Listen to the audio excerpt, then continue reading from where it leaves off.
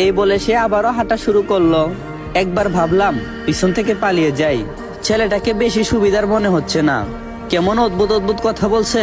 এসব ভাবতে ভাবতে সে একটা বিল্ডিং দেখিয়ে বলল, এই যে 3 তলা বিল্ডিংটা দেখছো, আমি এখানে থাকি, তুমি যাও বাড়িতে, সেখানে সেলিম চাচাকে পাবে, তাকে কি বলবে তুমি স্টুডেন্ট, এই শহরে নতুন এসেছো, কোনো বাসা বা হোটেল ম্যানেজ হয়নি এখনো, আর তার হাতে কিছু টাকা ধরিয়ে দেবে, তাহলেই সে থাকতে দেবে।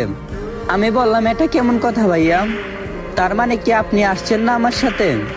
রিফান বলল, না, আমার একটু কাজ আছে, কাজ শেষ করে আমি চলে আসব, এখন তুমি যাও। আর আমি তোমাকে যেভাবে বললাম তুমি তাকে সেভাবেই বললো, আর সেটাই করিও। এই বলে রিফান ভাইয়া চলে যাচ্ছে। আমি ডাকলেও সে আমার ডাকে সাড়া দিল না। কি বিপদ, এমন একটা অদ্ভুত মানুষ আমি জীবনও দেখিনি। এতক্ষণে প্রায় সকাল হয়ে এসেছে, কি আর করার, দেখি গিয়ে বাসায় জায়গায় হই কিনা তার কথা মতো। এসব চিন্তার মাঝে ভুলেই গিয়েছিলাম আমি একজনের জন্য বাড়ি সেরে এসেছিলাম। মনে পড়তে আবার কান্না চলে আসলো। কি করলাম আমি এটা, কয়দিন এভাবে লুকিয়ে থাকবো?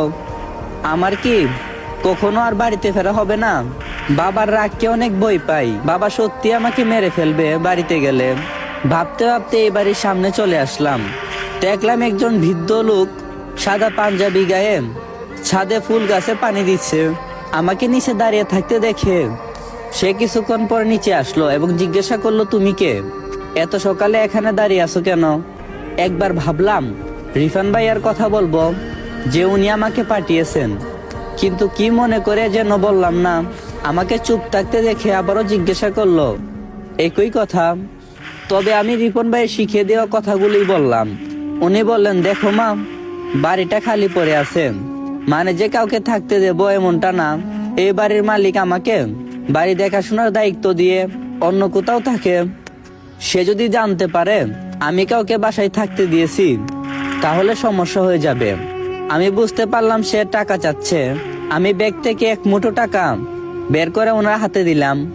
এরপর তার সুর পাল্টে গেল এবং সে বলল, ঠিক আছে, তুমি একটা একা মেয়ে, বিপদে পড়ছো, তাই তোমাকে থাকতে দিচ্ছি, কিন্তু একটা সত্য আছে, কখনো ছাদে যাবে না। আমি বললাম, ঠিক আছে, ছাদে যাব না, আমাকে আমার রুমটা দেখিয়ে দেন দয়া করে, অনেক ক্লান্ত আমি, একটু বিশ্রাম নিতে হবে। উনি আমাকে নিয়ে 2য় তলায় একটা রুম দেখিয়ে চাবি দিয়ে বললেন, এই রুমে থাকতে পারো তুমি, আর মনে রেখো ছাদে কখনো যাবে না। তারপর উনি চলে গেলেন, আর আমি ব্যাগটা পায়ের কাছে রেখে চাবি নিয়ে 2 তলায় গেলাম। রুমের সামনে যেতেই রুমের তালাটা দেখে মনে হচ্ছে অনেকদিন ধরে বন্ধ পড়ে আছে রুমটা, ঝংকার ধরে গিয়েছে তালায়। কিছুক্ষণ তালার চাবির সাথে যুদ্ধর পর অবশেষে তালা খুলল। আমি ব্যাগটা হাতে নিয়ে দরজা খুলতেই বিরাট এক ধাক্কা খেলাম। রাফিন ভাইয়া রুমে বসে আছে। আমি হা করে তাকিয়ে আছি, কিছু বলতে যাব, এমন সময় সে বলল, আরে পিচ্চিরি দিকা, আসো আসো, তোমার জন্যই তো অপেক্ষা করছিলাম। রাফিন আসলে কে? সে কিভাবে রুমের ভিতরে ঢুকলো?